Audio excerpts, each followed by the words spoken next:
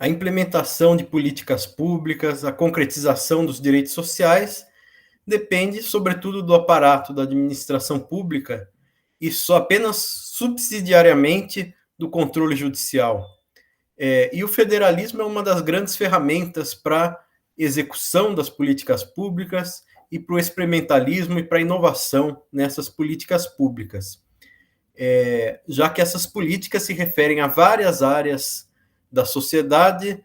O Estado tem que dar suas prestações, seus serviços, para ajudar a estruturar vários âmbitos sociais: a economia, a educação, a saúde, a ciência, a arte, o esporte. Então, é importante calibrar a qualidade, o tipo dessa prestação que o Estado faz em relação a outros sistemas sociais, e o federalismo é uma ferramenta importante para a execução dessas prestações, que são as políticas públicas. O federalismo clássico era baseado numa repartição muito estanque, rígida, de competências entre cada nível da federação. Nós temos ainda um pouco do federalismo clássico na nossa Constituição de 88, na forma de competências legislativas privativas. Por exemplo, apenas a União pode legislar sobre direito civil ou sobre desapropriação, e os municípios ficam com a competência privativa para legislar sobre assuntos de interesse local. Enquanto isso, os estados têm competências remanescentes. Por outro lado, ainda no plano desse federalismo clássico, ao lado das competências legislativas privativas, a gente tem as competências materiais exclusivas, também alocadas em cada nível da federação. Por exemplo, a União tem competências expressas, exclusivas, com relação a questões de defesa, com relação à emissão da moeda, e os municípios têm competências exclusivas para concessão ou permissão de serviços públicos de interesse local. Enquanto isso, os estados ficam com competências residuais nesses setores. Então, dois grandes princípios desse federalismo clássico são o princípio da subsidiariedade.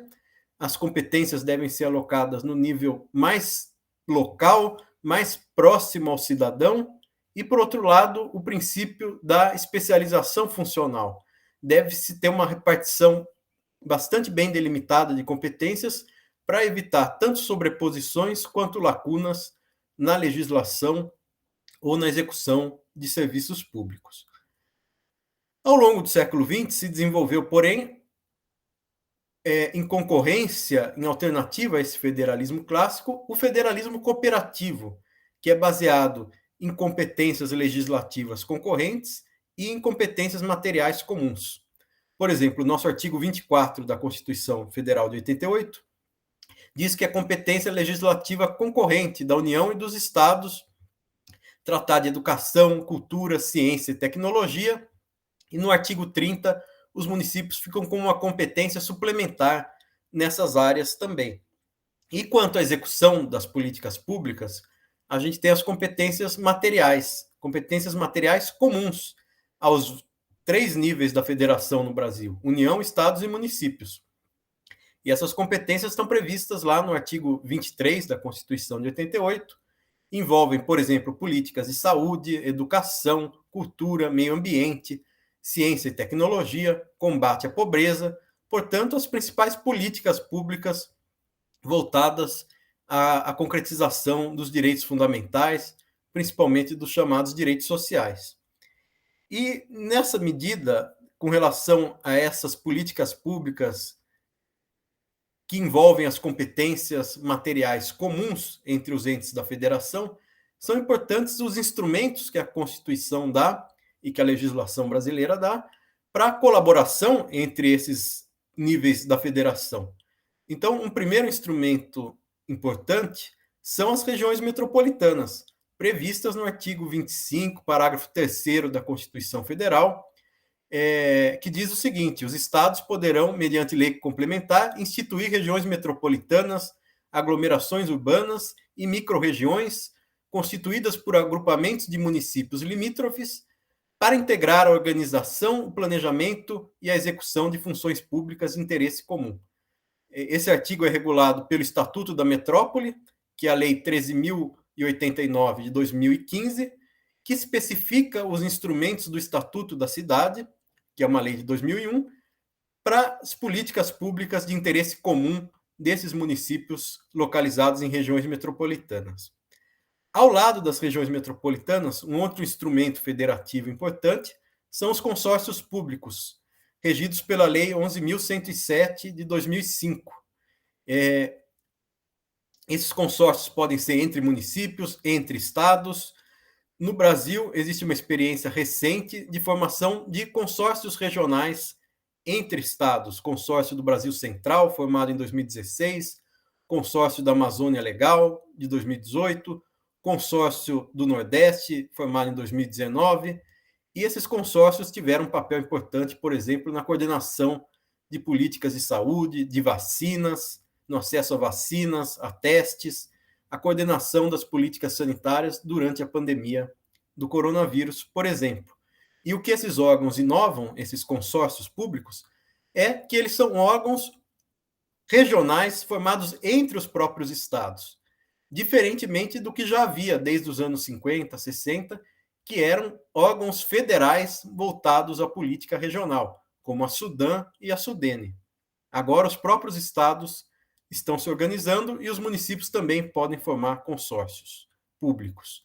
E uma terceira ferramenta importante do federalismo brasileiro, desse federalismo cooperativo, são os órgãos transfederais, que juntam os 3 níveis da federação, União, estados e municípios, para o planejamento e para a execução coordenada de políticas públicas.